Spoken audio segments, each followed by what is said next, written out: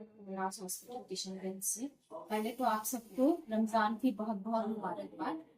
आजकल रमजान में हमारे पास जो भी प्रेग्नेंट लेडीज या फिर जो बच्चों को दूध पिला रही हैं वो लेडीज हमारे पास आती हैं, तो उनका सबसे पहला सवाल हमसे ये होता है कि मैडम हम रमजान में रोजे रख सकते हैं या नहीं। तो आज हम इसी मुद्दे पे आप लोगों से बात करना चाहते हैं। देखिए, हम लोग प्रेगनेंसी को 3 पार्ट में डिवाइड करते हैं, है ना। पहला 13 हफ्ता, है ना। उसके बाद 13 से 26 हफ्ता, उसके बाद वाला लास्ट वाला 3 महीने। तो पहले 3 महीने में अमूमन जो है कोई एक्स्ट्रा कैलोरीज की जरूरत नहीं होती। जो माँ का जो कैलोरी होता है उसी से ही बच्चा पलता है, बढ़ता है। तो पहले 3 महीने में कोई एक्स्ट्रा कैलोरीज की जरूरत नहीं होती है। तो पहले 3 महीने में अगर मदर को कोई कॉम्प्लिकेशन नहीं है, कोई कॉम्प्लिकेटेड प्रेगनेंसी नहीं है, प्रेगनेंसी बिल्कुल स्मूथ है, कोई एक्स्ट्रा दवाइयां नहीं चल रही है, तो पहले 3 महीने में आप रोजा रख सकते हैं।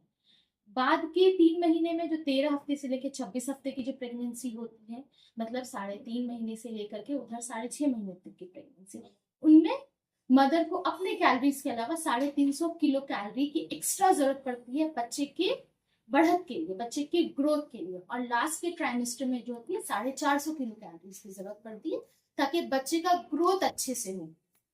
तो आप सेकेंड ट्राइमेस्टर और थर्ड ट्राइमेस्टर में अगर आप रोजा रखती हैं और वो एक्स्ट्रा कैलोरीज अगर आप नहीं खा पा रही हैं, और उससे ज्यादा इंपॉर्टेंट अगर आप पानी अच्छे से नहीं पी पा रही हैं, मतलब 4 से 5 लीटर अगर आप पानी नहीं पी रही हैं, तो हमें ये डर होता है कि आपके डिहाइड्रेशन की वजह से बच्चे के आसपास जो एमनियोटिक फ्लूइड होता है, जो उसका एमनियोटिक फ्लूइड होता है जिसमें बच्चा रहता है और तैरता है, अगर उसमें पानी की कमी हो जाती है तो फिर बच्चे में ओलाइगोहाइड्रोमियोस हो जाते हैं, जिसकी वजह से बच्चे का ग्रोथ भी कॉम्प्रोमाइज हो जाता है और आगे चल के डिलीवरी में और कॉम्प्लिकेशन आता है।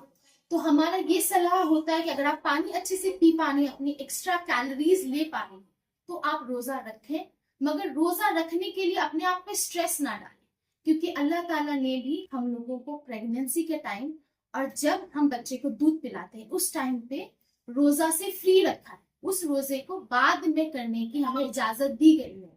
तो अगर अल्लाह ताला ने हमें ये एडवांटेज दिया है तो हमें इस एडवांटेज का फायदा उठाना चाहिए। अगर आप रोजा कंफर्टेबली रख सकते हैं तो आप रखें, और आप नहीं रख सकते हैं तो उसको बाद में पूरा करें। आई होप रोजे से रिलेटेड जो आपकी थोड़ी क्वेरीज होगी प्रेग्नेंट लेडीज और ब्रेस्ट फीडिंग लेडीज की, वो कुछ हद तक कम हो गई होगी, और बाकी जो भी आपकी क्वेरीज है उसके लिए आप मुझसे कॉन्टेक्ट कर सकते हैं। Thank you. Allah Hafiz.